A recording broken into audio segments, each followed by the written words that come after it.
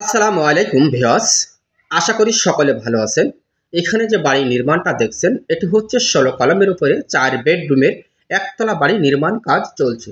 বাড়িটার এতটুকু করার জন্য খরচ হয়েছে ৪,৫০,০০০ টাকা। বাড়িটা করার জন্য দৈর্ঘ্যের দিকে জায়গার প্রয়োজন লেগেছে ৩৩ ফিট, প্রস্থের দিকে জায়গার প্রয়োজন লেগেছে ৩০ ফিট। যদি এর আমরা স্কোয়ার ফিটে হিসাব করি তাহলে আসে ৯৯০ স্কোয়ার ফিট, শতকে হিসাব করলে আসে ২ শতক ২৭ পয়েন্ট।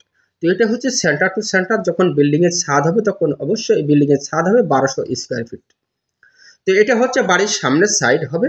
দর্শক বন্ধুরা, আমরা কিভাবে আরসিসি কলমের উপরে একতলা বাড়ি নির্মাণ করব কিন্তু খরচ সেভ করে বাড়িটা করব, তার পূর্ণ প্রসেসটা আজকের এই ভিডিও থেকে আমরা জানবো। আর এই প্রসেসটা জানতে হলে অবশ্যই ভিডিওটা আপনার শেষ পর্যন্ত দেখতে হবে, তাহলে এই বাড়িটির ফ্লোর প্ল্যানটি সহ পুরো বিষয়টা আপনি জানতে পারবেন। তা আসেন আমরা পুরো ভিডিওটা দেখি এবং কথাগুলো একটু মনোযোগ সহকারে শুনি। এটি হচ্ছে ১৬টা কলমের উপরে ৪ বেডরুমের একতলা বাড়ি নির্মাণ কাজ চলছে। বাড়িটা এটা হচ্ছে সামনের সাইড।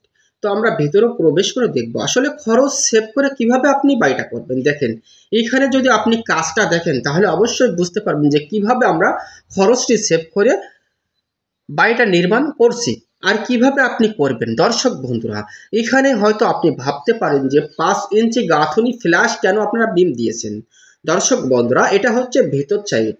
দেখছেন, ভিতর সাইড খুবই সুন্দরভাবে উপলব্ধি আপনি করতে পারছেন যে কিভাবে এই বাড়িটার আমাদের ফাউন্ডেশন কাজগুলি করা হয়েছে। তাহলে আসি আমরা বেস থেকে যে কিভাবে কাজগুলো করেছি আর কিভাবে কাজ করে আপনি খরচ সেভ করে বাড়িটা করবেন। দর্শক বন্ধুরা, সর্বপ্রথমে এই বিল্ডিং এ যে বেসগুলো আমরা কেটেছি সম্পূর্ণ ৪ ফিট বাই ৪ ফিট বেসটি করা হয়েছে। ৪ ফিট বাই ৪ ফিটই আমাদের ঢালাইটি করা হয়েছে। বেসের হাইটটি ঢালাই করেছি আমরা ১ ফিট এবং কলমের গুড়া ঢালাই করা হয়েছে আমাদের ১৫ ইঞ্চি। টোটাল মিলিয়ে ১২ ইঞ্চি বাই ১৫ ইঞ্চি এই বেসটি ঢালাই করা হয়েছে এবং প্রত্যেকটা কলমে আমাদের ১৬ মিলি রড ইউজ করা হয়েছে ৪ পিস করে।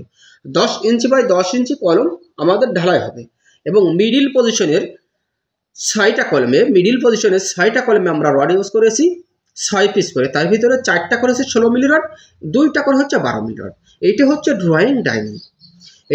ড্রয়িং ডাইনিং এবং ড্রয়িং ডাইনিং থেকে আমরা ঢুকে পিছন সাইডে পাবো আমরা ২টা বেডরুম, সামনের সাইডে আমরা পাবো ২টা বেডরুম এবং মাঝের সাইডে এইটা পাবো আমরা একটি কিচেন। তো ফ্লোর প্ল্যানটি দেখলে সুন্দরভাবে উপলব্ধি আপনি করতে পারবেন। এটি হচ্ছে পিছন সাইডের বেডরুম। এই বেডরুমের সাইজটি দেওয়া হয়েছে ১১ ফিট বাই ১৩ ফিট।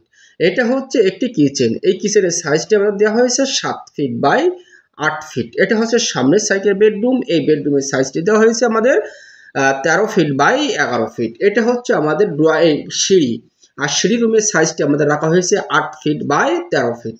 তাহলে একটা জিনিস একটু খেয়াল করে দেখেন, তাহলে অবশ্যই আপনি বুঝতে পারবেন। ফ্লোর প্ল্যান আপনার দেখা লাগবে না, ড্রয়িং ডিজাইন না দেখলেও সুন্দরভাবে উপলব্ধি করতে পারবেন যে এই বিল্ডিংটা দেখলে।